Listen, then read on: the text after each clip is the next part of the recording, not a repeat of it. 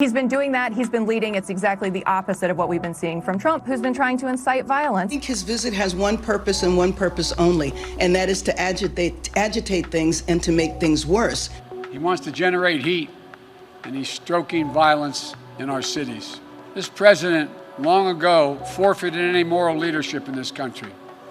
He can't stop the violence because for years he's fomented it. Answer my question. You said incite violence. Absolutely. He has. He has encouraged his supporters to go out, to be aggressive. He has at every opportunity tried to fan the flames here. And that is the reason we are living in Donald Trump's America.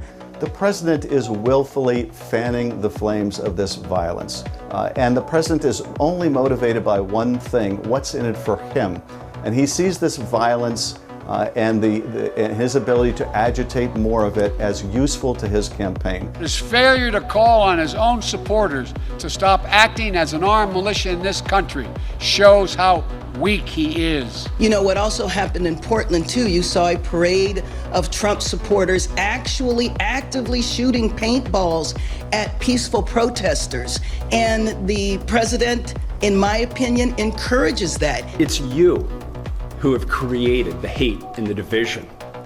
It's you who have not found a way to say the names of black people killed by police officers. Do you seriously wonder, Mr. President, why this is the first time in decades that America has seen this level of violence? I want to make it absolutely clear, something very clear about all of this. Rioting is not protesting. Looting is not protesting. Setting fires is not protesting. None of this is protesting. It's lawlessness, plain and simple. And those who do it should be prosecuted.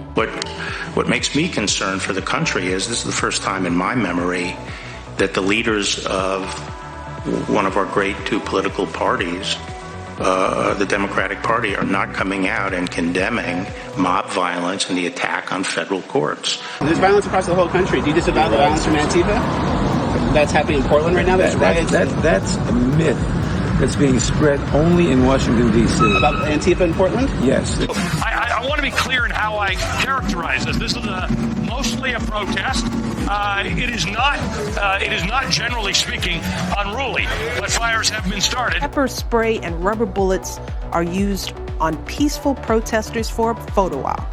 It is worth pointing out that it has been entirely peaceful, sometimes angry, but entirely peaceful. So there is some of that, but for the most part, they have been very, very peaceful. A second day of peaceful protest, which is what the Black Lives Matter is really about.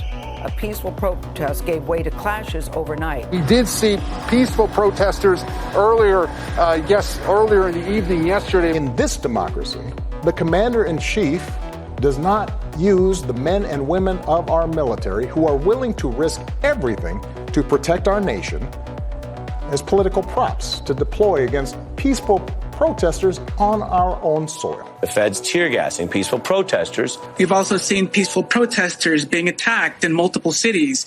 And so people are being left with no choice. And when you push individuals too far, that's when society begins to reach a breaking point.